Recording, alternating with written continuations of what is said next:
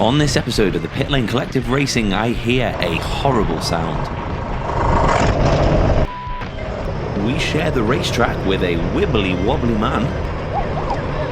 And an oil spill on track makes going through turn 1 a whole new experience.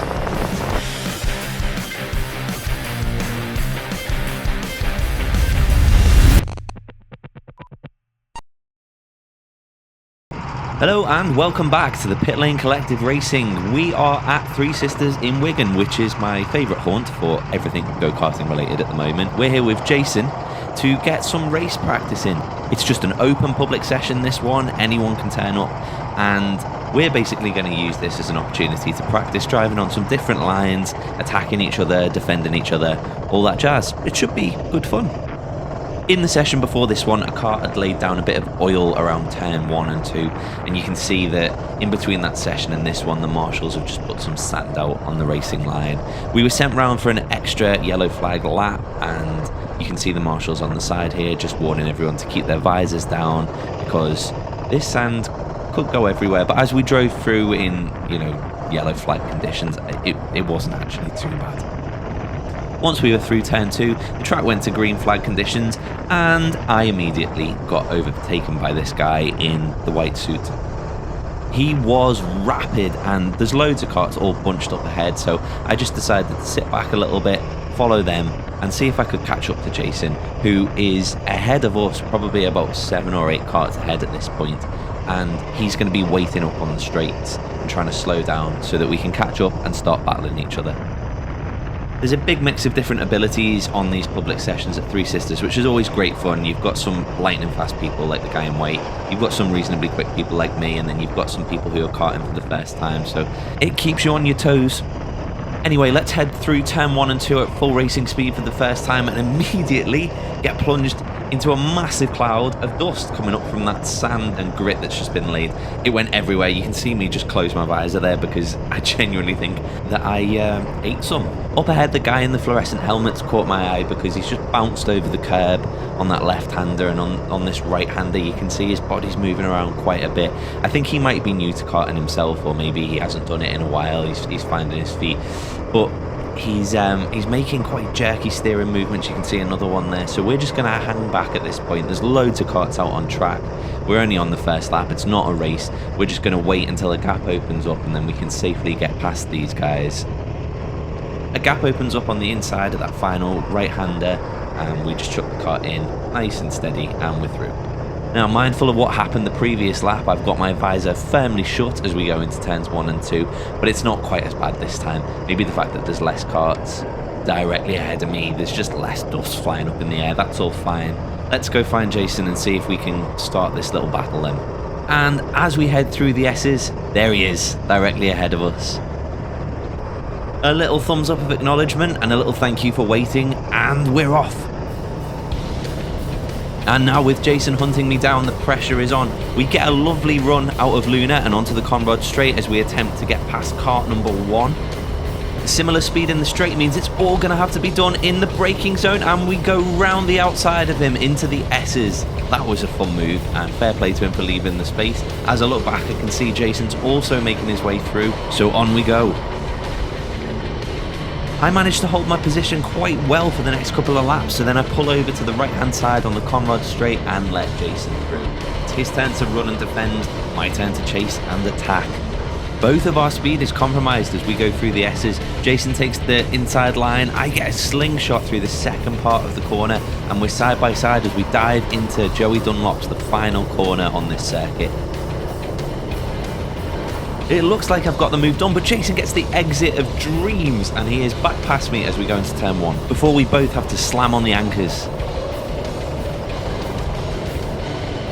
Oh, sketchy. We get a better run again through Luna, and we tuck into Jason's slipstream as we head down the Conrod straight. We should have the speed on him now to maybe try and go for a move into the braking zone. He goes defensive to the inside of the track. Are we going to be able to hang it around the outside? No, we just get a bit too much understeer and we wash wide. But Jason is still, he's not come to the apex. There's a gap open on the outside of the final corner. Are we going to try and make it all the way around the outside? No, we're not. We cut in to try and go for the switchback, and we have got the overlap. We are alongside him as we head down to the start-finish straight, but not enough to keep our nose in there on the inside of turn 1. Jason goes defensive into 2. Are we going to be able to get the switchback on him? No, again, he positions his car beautifully there to defend the inside of turn 2. Now into Luna. We're on different lines here. Can we slingshot through? No, he just checks us up on the apex and tries MI. I just can't get the exit on him onto the Conrod straight. Beautiful defending there. I tried to learn from that though, and on the very next lap I've entered Luna a little bit further behind and we get a better exit. There is a tiny little gap on the inside there as we go onto the Conrod straight. We're neck and neck at this point. I'm trying to get this car going with everything I've got, but Jason's got the straight line speed on us and we're going to have to back out as we go into the S's. Jason goes in a tiny little bit deep. Can we capitalise on that? No, we can't. We just haven't got the overlap. He's going to hug the inside here maybe. Yep, he's defending the inside. We're going to have to try and go all the way around the outside of the corner.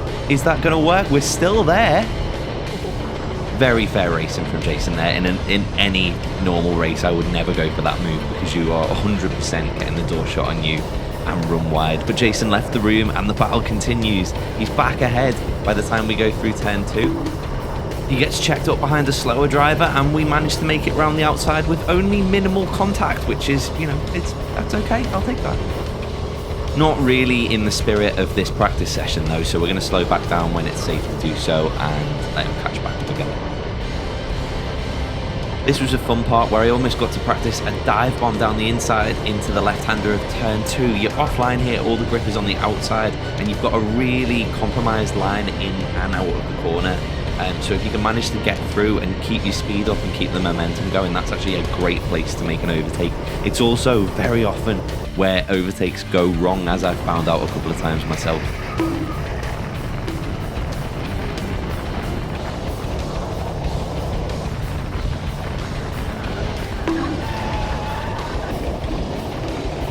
So being able to practice it without the pressure of having a race result on the line was great fun. I was learning so much as we flew around this track. You can see me right on the back of Jason here as we go into Luna once again. But now I'm trying to practice getting that exit, so I drop back a little bit more. And look, we just get the run on him through this corner. I'll give him a little helping hand down the straight, and this is where things started to unravel a little bit. That is not me lifting off the accelerator, and that isn't Jason activating some sort of crazy speed boost. I only had kind of like a split second to try and figure out what was going on at this point, and the first thing in my head was like, there's something going on with the engine in this car. So I just tried to stay out of people's way as I went through the rest of the S's. Just kept my hand up in the air to make sure people knew I was slowing down and headed into the pits. I wasn't really sure what I was going to do when I got there, and to be honest, as I headed into the pit lane, I was already starting to doubt myself. The session before this one was the video where I'd had a car that just understeered off the track. I spent the whole session doubting that it was actually a problem with the car and thinking it was just my driving skills. So to immediately come in on the following session and say that there's something wrong with the engine, I wasn't sure. Am I just being daft? I can keep going if you want. I don't know whether it's dropping anything, but... What's it doing? It's just really down on the straight all of a sudden. You can stay in it if you want. See what it's doing anyway. Yeah, my thinking was that as long as the car wasn't dropping oil, which obviously if it was, the marshals would have kept me in the pit. As long as it wasn't doing something like that and it wasn't visibly like smoking or anything, I might as well head back out and do another lap and kind of see what the issue was. But as soon as I headed out and got through this left-hander at turn 2 and was on this straight, I could just feel that there was an issue with the power delivery. It was really slow, and it still looks quite quick on the footage, but I was massively down. You can see that delta dropping.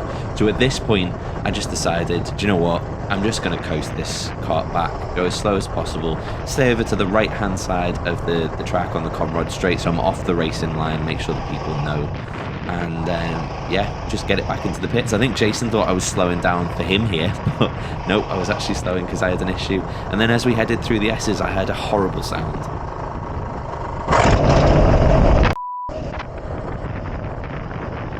And basically the engine just cut out completely. I was now freewheeling at the fastest point of the circuit, which wasn't great.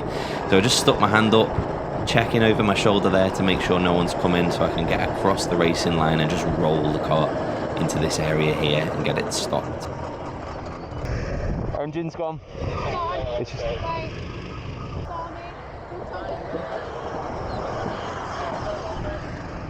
And that was a rather undignified way for that kart to go out, but bless it, that's the end of that. They red flagged the session and I sort of stayed as far out of the way as possible with the kart in between me and any other karts out on track before I was told to then make my way back through the pit lane where there would be another kart waiting for me to hop into and finish the session off. The gentle jog back into the pits did give me an opportunity to reflect on yet another new experience out on track. That was a new one. But I couldn't help but just kick myself for the fact that I'd actually gone back out into the session rather than parking the kart up and trusting my instincts. Maybe I should have swapped. It's fine. It just engine just went out. We have cut timers, so you've not lost any time. Oh, sound, no worries, man. But as always, the staff at Three Sisters were amazing. There was a kart ready and waiting for me, and I was back out on track again in no time. Annoyingly, as has been the case with a few videos, my camera chose this moment to just die. But not before it captured a wave from an actual real-life subscriber. Hello, mate. But I guess the moral of the story is don't drive back out onto a track if you think there's an engine issue with your kart. Also curious to know if you guys think I killed that kart through bump drafting, or was it just going to die anyway? Let me know in the comments and spare a little thought for poor old kart number 23. Thanks for watching the video, guys. I'll see you next time. Goodbye.